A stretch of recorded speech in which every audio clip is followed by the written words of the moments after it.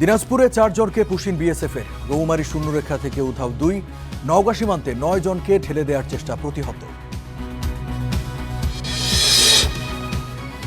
Dalian থেকে বেইজিংয়ে প্রধানমন্ত্রী Tarique she বৈঠক শুক্রবার। বাণিজ্য, বিনিয়োগ, কৌশলগত সহযোগিতায় নতুন সূচনার প্রত্যাশা। এবং উজানের ঢল কমলেও খোলা রাখা হয়েছে তিস্তা ব্যারাজের জলকপাট। ডুবে আছে নিম্নাঞ্চল, পানি বাড়ছে ব্রহ্মপুত্র ধরলায়।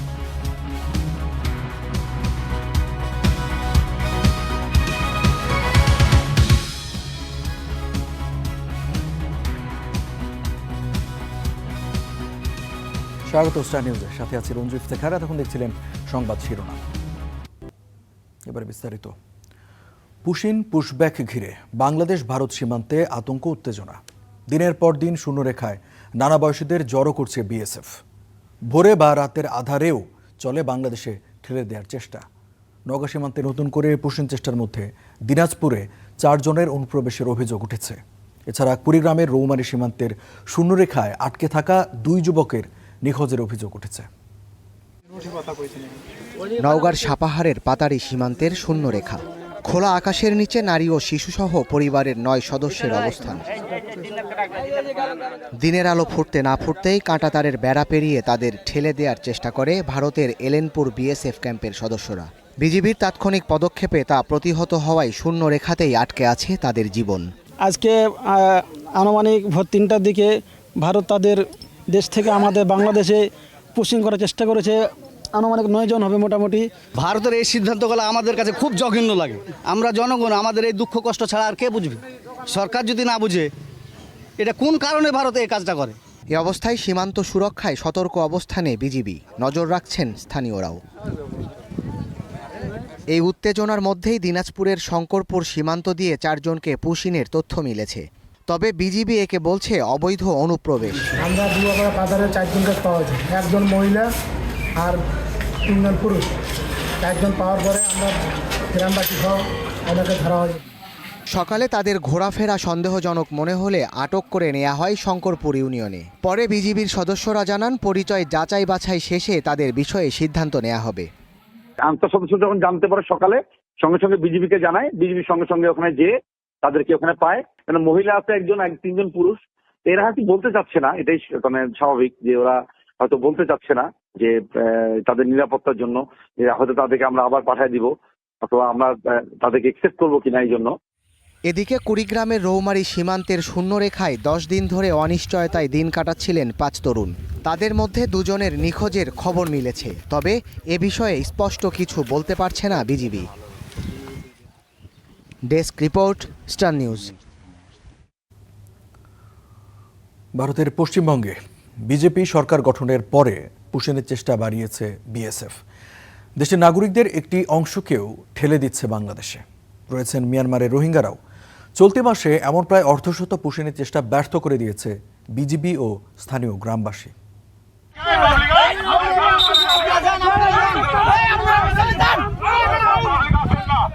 গেল মে মাসে ভারতের পশ্চিমবঙ্গে বিজেপি সরকার গঠনের পর হঠাৎ করে বাংলাদেশে পুশিন চেষ্টা তীব্র হয়। দেশটি ঘোষণা দিয়ে তাদের নাগরিকদের একটি অংশকে ভিনদেশি আখ্যা দিয়ে বাংলাদেশে ঠেলে পাঠানোর চেষ্টা করে যাচ্ছে। পুশিন ঠেকাতে সীমান্তের সব জেলায় টহল বাড়িয়েছে বর্ডার গার্ড বাংলাদেশ বিজিবি, যাতে চলতি মাসে প্রায় অর্ধশত পুশিনের চেষ্টা ব্যর্থ করে দিয়েছে বিজিবি ও স্থানীয় গ্রামবাসী। এর মধ্যে জুনের প্রথম 2 সপ্তাহে চেষ্টা হয় 30টির বেশি। পঞ্চগড়, চাঁপাইনবাবগঞ্জ, ঠাকুরগাঁও, ঝিনাইদহ, লালমনিরহাট, কুষ্টিয়া, মেহেরপুর, জয়পুরহাট, যশোর, সিলেট এবং নেত্রকোনায় সবচেয়ে বেশি পুশিনের চেষ্টা করে ভারতীয় সীমান্তরক্ষী বাহিনী বিএসএফ, যা ব্যর্থ করে দেয় বিজিবি। এর মধ্যে ঝিনাইদহে পিজন ভ্যান দিয়ে সরাসরি নথিহীন ব্যক্তিদের পুশিনের চেষ্টা করে বিএসএফ। বর্ডার গার্ড বাংলাদেশের তথ্য মতে 2025 সালের 7 মে থেকে চলতি বছরের 26 জানুয়ারি পর্যন্ত 2479 জনকে পুশিন করেছে ভারতীয় সীমান্তরক্ষী বাহিনী। এর মধ্যে 120 থেকে 126 জন ভারতীয় নাগরিক রয়েছেন মিয়ানমারের রোহিঙ্গারাও। সর্দার মোহাম্মদ আরিফ, স্টার নিউজ। দালিয়ানে বৈশ্বিক অর্থনীতির মঞ্চে বাংলাদেশের অবস্থান তুলে ধরার পর এবার চীনের ক্ষমতার কেন্দ্র বেইজিংয়ে প্রধানমন্ত্রী। সামনে বহুল প্রত্যাশিত শি জিনপিং তারেক রহমান শীর্ষ বৈঠক। দুই দেশের সম্পর্ককে নতুন উচ্চতায় নিয়ে যেতে সই হতে পারে 15 থেকে 17টি চুক্তি ও সমঝোতা স্মারক। চীনের দালিয়ানের কাজ শেষে বেজিংয়ে পৌঁছেছেন প্রধানমন্ত্রী তারেক রহমান। এবার আকাশপথে নয়, গেলেন বুলেট ট্রেনে। বুধবার স্থানীয় সময় দুপুর 2টায় দালিয়ান থেকে সহধর্মিণী জুবায়েদা রহমানকে নিয়ে যাত্রা শুরু করেন। এ সময় তাদের দেয়া হয় উষ্ণ অভ্যর্থনা। 3.5 ঘন্টা ট্রেন যাত্রা শেষে পৌঁছান শাওয়াং রেল স্টেশনে। এর আগে দালিয়ানে ওয়ার্ল্ড ইকোনমিক ফোরামের প্ল্যানারি সেশনে যোগ দেন প্রধানমন্ত্রী। এতে মিলেছে নতুন বিনিয়োগ ও কর্মসংস্থান সৃষ্টির আশা। 90টিরও বেশি দেশ ও অঞ্চল থেকে রাজনৈতিক, ব্যবসায়িক, শিক্ষাবিদ সহ এতে যোগ দেন 1700-র বেশি প্রতিনিধি। বিশ্বজুড়ে প্রযুক্তিগত অগ্রগতি ও এর বিস্তৃত অর্থনৈতিক সুফলের মাধ্যমে বিদ্যমান ব্যবধান কমানোর বিষয়টি ছিল এবারের সম্মেলনের মূল আলোচ্য বিষয়। মঙ্গলবার বিশ্ব অর্থনৈতিক ফোরামের প্রেসিডেন্টের সঙ্গে বৈঠক করেন প্রধানমন্ত্রী। পরে নিজ বক্তব্যে একটি সবুজ, নিরাপদ পৃথিবীর স্বপ্নে বিশ্বকে এক হওয়ার আহ্বান জানান তিনি। বলেন, জলবায়ু রক্ষায় প্রয়োজন বিশ্বের সম্মিলিত প্রয়াস। সিফাত শাহরিয়ার, স্টার নিউজ। এবার অক্সিজেন লিকেজে 4 মাসের শিশু মৃত্যুর অভিযোগ রাজধানীর শ্যামলীর বেবি কেয়ার হাসপাতালে। তবে স্বজনদের এই অভিযোগ অস্বীকার করছেন চিকিৎসকেরা। এদিকে ঘটনার পর সব রোগীকে সরিয়ে দিয়ে চিকিৎসা কার্যক্রম বন্ধ রেখেছে হাসপাতাল কর্তৃপক্ষ। রাজধানীর শ্যামলীর বেবি কেয়ার হাসপাতাল। অভিযোগ উঠেছে মঙ্গলবার সন্ধ্যায় হাসপাতালের অক্সিজেন সিলিন্ডার লিকেজের ঘটনায় মৃত্যু হয় 4 মাস বয়সী শিশু ফারিসের। ঘটনার পরে কর্তব্যে অবহেলার অভিযোগে হাসপাতাল কর্তৃপক্ষের সঙ্গে বাকবিতণ্ডায় লিপ্ত হয় শিশুটির পরিবার। আপনারা এখানে একটা দুর্ঘটনা, বাচ্চা মারা গেছে, আপনি স্টাফ একটাও স্বীকার করে না, বলতেছে কি বাচ্চা ক্রিটিক্যাল হয়েছে, এমন সময় বাস্ট হয়েছে। এটা কেন বলছে? সিলিন্ডার বাস্ট হওয়ার পিছনে কারো হাত আছে? স্বজনদের অভিযোগ, অক্সিজেন সিলিন্ডার লিকেজের কারণেই শিশু ফারিস মারা গেছে। দেখতে গেছে 4 জনে হাত পা লড়াচড়া করে, এই গ্যাস সিলিন্ডার বাস্ট হওয়ার পরে মারা গেছে। বিকট শব্দ হয়েছে, সব অন্ধকার হয়ে গেছে, এনআইসিউ টেনআইসিউ সব গ্যাসে। আমার বাচ্চা মারা গেছে, আরো কয়েকটা আছে, ওরা ক্রিটিক্যাল অবস্থা আছে, ওরা উপরে নিয়ে এখন ট্রিটমেন্ট করতেছে। ফস করে একটা আওয়াজ হলো পরে আমি কি কে রে, এটা গ্যাসের আওয়াজ। সবাই বেরো বেরো, বাচ্চা আমার স্বামী গেছে বাচ্চা আনতে দৌড়াইয়া। তখন আমি বললাম কি বাচ্চা হলো অনেক তার তুর দিয়ে পেঁচানো। যদিও কর্তব্যরত চিকিৎসক বলছেন ভিন্ন কথা। দেখতেছি যে বাচ্চাটা কন্ডিশন ভালো হচ্ছে না, তো আমি ভিতর থেকে খালাকে বলি যে পেশেন্ট পার্টিকে দ্রুত ডাকেন, আমার ওনাদেরকে কাউন্সেলিং করতে হবে, বাচ্চার সম্বন্ধে জানাতে হবে যে হয়তো লাইফ সাপোর্ট পর্যন্ত বাচ্চা লাগবে এবং তারা এই সম্বন্ধে অবগত হচ্ছে কি হবে। ইন দ্য মেইন টাইম যখন উনি বের হবেন এনআইসিউ থেকে, সেই সময় এই বিকট শব্দটা হয়। ঘটনাটা একদমই কাঁচা। 4 মাস বয়সী শিশু ফারিস এর আগে হামে আক্রান্ত হলেও চিকিৎসায় সুস্থ হয়ে বাড়ি ফেরে। পরে তার অবস্থার আবারও অবনতি হলে হাসপাতালটিতে ভর্তি করা হয়। অক্সিজেন সিলিন্ডার দুর্ঘটনার পর বাকি রোগীদের সরিয়ে চিকিৎসা কার্যক্রম বন্ধ করে দেয় হাসপাতাল কর্তৃপক্ষ। Mahmudul Hasan, star news, Dhaka. সাইপ্রাসে উচ্চশিক্ষায় গিয়ে লাশ হলেন নরসিংদীর শাহরিয়ার আহমেদ ইমন। নিখোঁজের 9 দিন পর উদ্ধার হয় তার মাটি চাপা মরদেহ। পরিবারের দাবি, মুক্তিপণ না পেয়ে এই হত্যাকাণ্ড। এ ঘটনায় এক বাংলাদেশিকে আটক করেছে সাইপ্রাসের পুলিশ। রায়পুরার লোচনপুর গ্রামের শাহরিয়ার আহমেদ ইমন উচ্চশিক্ষার স্বপ্নে 4 মাস আগে সাইপ্রাস যান তিনি। সেখানে নিখোঁজের 9 দিন পর গত 21 জুন মাটিচাপা অবস্থায় উদ্ধার হয় ইমনের মরদেহ। শোকস্তব্ধ পরিবার। আমরা কোনোদিন আমার বাবারা দেখতে পারবো না, এই কষ্ট আমি আর সহ্য পারছি না। আমরা তো কথাই কইতাম না, তো আমরা আতাই ফিতা নিয়ে কোতরে নিয়ে মাটি দিতাই। স্বজনদের দাবি, গত 11 জুন রাতে কর্মস্থলে যাওয়ার উদ্দেশ্যে বেরিয়ে নিখোঁজ হয় ইমন। পরের দিন তার মোবাইল থেকে আসে মেসেজ। মুক্তিপণ হিসেবে চাওয়া হয় 35,000 ইউরো। নির্যাতন করে আমার বাগিনাকে অনেক কষ্ট দিয়ে মেরেছে। আমরা তাদের দৃষ্টান্তমূলক শাস্তি দাবি করি। আমরা কোনো টাকা পয়সার দরকার নেই, আমরা শুধু এই নাতির মৃত্যুর বদলে মৃত্যু চাই। ইমন হত্যার ঘটনায় জড়িত সন্দেহে শাহিনবাবু নামের এক বাংলাদেশিকে আটক করেছে সাইপ্রাসের পুলিশ। চলছে তদন্ত। আমরা ব্যাংক বদলে আমরা টাকাটা কিভাবে দিব, কেমনে কি মেসেজটা আবার দেও, আবার মেসেজ ওরা দেখে উত্তর আসে না। বাংলাদেশে যারা জড়িত আমরা চাই ওরাও ধরা পড়ুক, যে ওরাও পর্যাপ্ত শাস্তি পাক। আমার ভাইয়ের লাশের ব্যাপারে বলতেছি যে প্রায় অনেক দিন হয়েছে নিখোঁজ হয়েছে, তারা কোন সময় মারছে তাও আমরা সঠিক জানি না। তো আমরা চাইতেছি খুব দ্রুত আমার ভাইয়ের লাশটা যেন বাংলাদেশে পাঠানো হয়। সাইপ্রাসের ইউক্লেন ইউনিভার্সিটির শিক্ষার্থী ছিলেন ইমন। বদরুল আমিন চৌধুরী, স্টার নিউজ, নরসিংদী। চট্টগ্রামে কয়েক ঘন্টার ব্যবধানে 3 মৃত্যুতে তৈরি হয়েছে চাঞ্চল্য। কারা হেফাজতে মারা গেছে সাতকানিয়ার এক ব্যবসায়ী। সীতাকুণ্ডের মসজিদে মিলেছে ইমামের ঝুলন্ত মরদেহ। আর পাহাড়তলিতে ছুরিকাঘাতে নিহত এক তরুণ। 3 ঘটনায় তদন্তের কথা বলছে পুলিশ। তামিম মাহমুদের রিপোর্টে বিস্তারিত। চট্টগ্রামে কয়েক ঘন্টার ব্যবধানে হত্যাকাণ্ড সহ 3টি অস্বাভাবিক মৃত্যুর ঘটনায় চাঞ্চল্যের সৃষ্টি হয়েছে। এর মধ্যে সবচেয়ে বেশি রহস্য ও ক্ষোভের জন্ম দিয়েছে চট্টগ্রাম কারাগারে এক ব্যবসায়ীর মৃত্যু। স্বজনদের দাবি, জমি সংক্রান্ত শুনানির জন্য মঙ্গলবার সকালে সাতকানিয়ার এসিল্যান্ড অফিসে যান ব্যবসায়ী নূর আলম। সেখানে রাজনৈতিক ট্যাগ দিয়ে ডিবি পরিচয়ে সাদা মাইক্রোবাসে তাকে তুলে নিয়ে যাওয়া হয়। পরে সুস্থ অবস্থায় দুপুরে তাকে চট্টগ্রাম কারাগারে পাঠানো হলেও বুধবার সকালে হঠাৎই আসে তার মৃত্যুর খবর। একে পরিকল্পিত হত্যাকাণ্ড বলে দাবি স্বজনদের। রাজনীতিকের সাথে কোনো জড়িত ছিল না।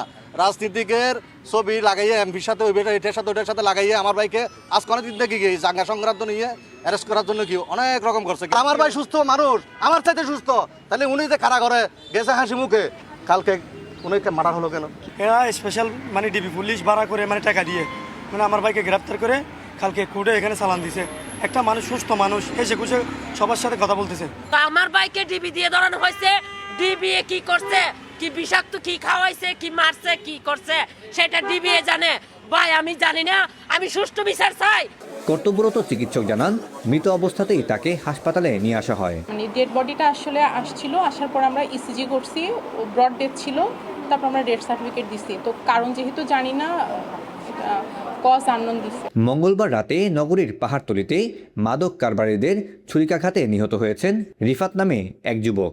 বাসা থেকে ডেকে নিয়ে তাকে হত্যার অভিযোগ করেছেন স্বজনরা।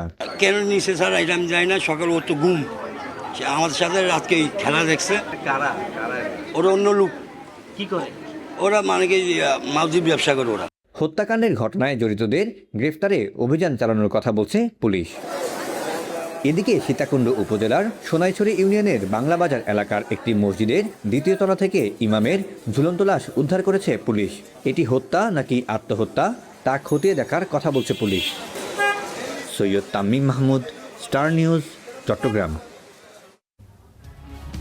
দেখছেন স্টার নিউজ, ফিরছে একটু পর।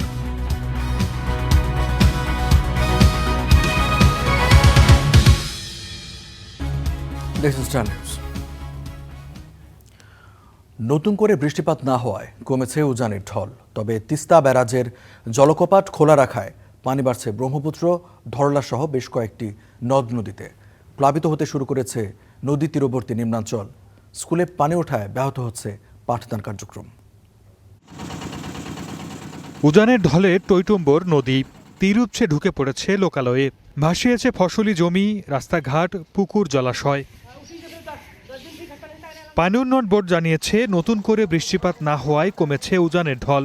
তবে তিস্তা ব্যারেজের জলকপাট খোলা রাখায় পানি বাড়ছে ব্রহ্মপুত্র, ধরলা সহ বেশ কয়েকটি নদ নদীতে। প্লাবিত হতে শুরু করেছে লালমনিরহাটের আদিতমারি ও কালীগঞ্জের নদী তীরবর্তী নিম্নাঞ্চল। কয়েকটি স্কুলে পানি ওঠায় ব্যাহত হচ্ছে পাঠদান কার্যক্রম।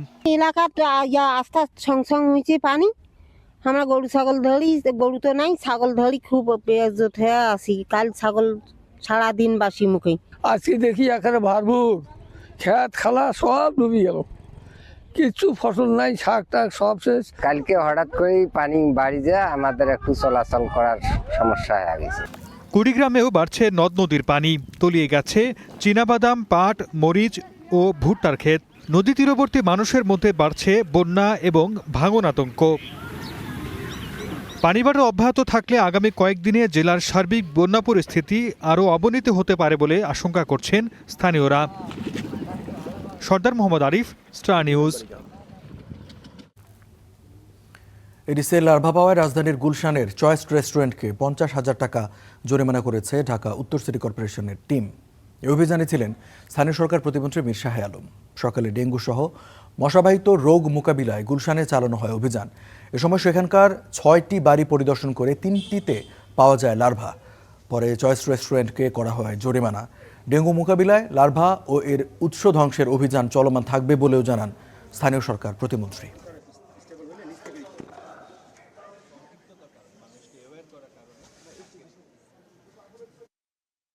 এডিস মশার উৎপত্তি স্থল লার্ভাগুলি কিভাবে যাতে ধ্বংস করা যায় এবং লার্ভাগুলি যাতে উৎপত্তি না হতে পারে, এই বিষয়গুলো নিয়ে আমাদের বিস্তারিত আলোচনা হয়েছে। সেখানে আমরা সকল সিটি কর্পোরেশন, পৌরসভা এবং দেশব্যাপী আমরা দিক নির্দেশনা মাননীয় মন্ত্রী মির্জা ফখরুল ইসলাম আলমগীর মহোদয় দিয়েছেন। জামায়াতপন্থী 18 ডেপুটি ও সহকারী অ্যাটর্নি জেনারেলের পদত্যাগ রাজনৈতিক উদ্দেশ্য প্রণোদিত বলে মন্তব্য করেছেন বিএনপির আইন সম্পাদক বদরুদ্দোজা বাদল। সকালে হাইকোর্টে এক সংবাদ সম্মেলনে একথা বলেন তিনি।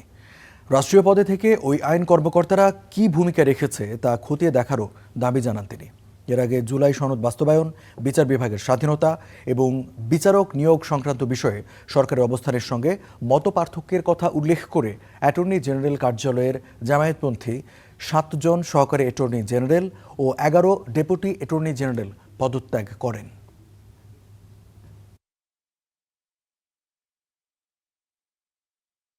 যে বন্ধুরা গতকাল পদত্যাগ করেছে, ওনারা এই সরকারের অধীনে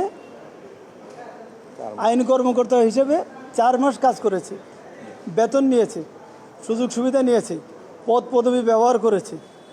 করার পরে গতকাল ওনারা 4 মাস পরে ওনাদের মনে হলো যে এখন তো আসলে পদত্যাগ করা দরকার অথবা রিমুভ হবেন। তো এই জন্য ওনারা রাজনৈতিক কিছু বিষয় নিয়ে এসেছে, যেটা খুবই অনাকাঙ্ক্ষিত। আমার কথা হচ্ছে ওনাদের এই বক্তব্যটা টোটালি পলিটিক্যাল স্ট্যান্ডবাজি। শ্রম আইনের মামলায় গ্রেপ্তার হওয়া নাভানা গ্রুপের ভাইস চেয়ারম্যান সাজিদুল ইসলাম শুভ্র ও আত্মসমর্পণ করা অপর 3 জনকে জামিন দিয়েছেন আদালত। সকালে বনানীর নিজ বাসা থেকে গ্রেপ্তার করা হয় নাভানা গ্রুপের ভাইস চেয়ারম্যানকে। আমি তো বলতেছি যে আমাদের কাছে ওয়ারেন্ট আছে। গভীর রাতে নাভানা গ্রুপের চেয়ারম্যানকে গ্রেফতার করতে পুলিশের এই অভিযান। তবে সারা রাত চেষ্টা করেও ভেতরে ঢুকতে পারেনি পুলিশ।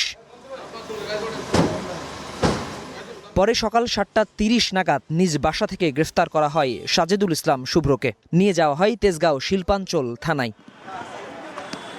তার কিছুক্ষণ পরেই থানা থেকে তাকে নিয়ে যাওয়া হয় 1 নম্বর শ্রম আদালতে, যেখানে মামলার অন্য 3 জন আসামি করে আত্মসমর্পণ। আদালত একটা ফৌজদারি মামলা দায়ের করেন। সেই ফৌজদারি মামলার প্রেক্ষিতে প্রথমে সমন ইস্যু হয়, সমনের পর ওয়ারেন্ট ইস্যু হয়। সেই ওয়ারেন্টের প্রেক্ষিতে আজকে মিস্টার সাজুল ইসলাম সাহেবকে অ্যারেস্ট করে কোর্টে প্রডিউস করা হয়। গত বছরের মে মাসে আদালত বাদীর মামলার প্রায় 23 লাখ টাকা পাওনা পরিশোধের নির্দেশ দেন। নির্ধারিত সময়ে এই অর্থ পরিশোধ না করায় চলতি বছরের 3 মে আদালত আসামিদের বিরুদ্ধে গ্রেফতারি পরোয়ানা জারি করেন। আদালতের শুনানি শেষে নাভানা গ্রুপের ভাইস চেয়ারম্যান সাজিদুল ইসলাম শুভ্র ও আত্মসমর্পণ করা 3 জনের জামিন মঞ্জুর করেন। পরবর্তী ধার্য তারিখ পর্যন্ত ওনাদের জামিন মঞ্জুর করেছে। আর আমাদের সাবমিশন হচ্ছে, যেহেতু এটা মজুরি সংক্রান্ত একটা ম্যাটার, তো একটা আপোষের জন্য যেন এটা রায় হয় বা আদেশ হয়, এরকম একটা আমরা সাবমিশন রেখেছিলাম। আদালত এটা বিবেচনায় রেখেছে। এই মামলায় আরও 2 জন আসামি, একজন অসুস্থ, অপরজন দেশের বাইরে রয়েছেন। শাহনুর ইসলাম, স্টার নিউজ, ঢাকা। এই ছিল স্টার নিউজে। এতক্ষণ যারা সাথে ছিলেন সবাইকে অসংখ্য ধন্যবাদ।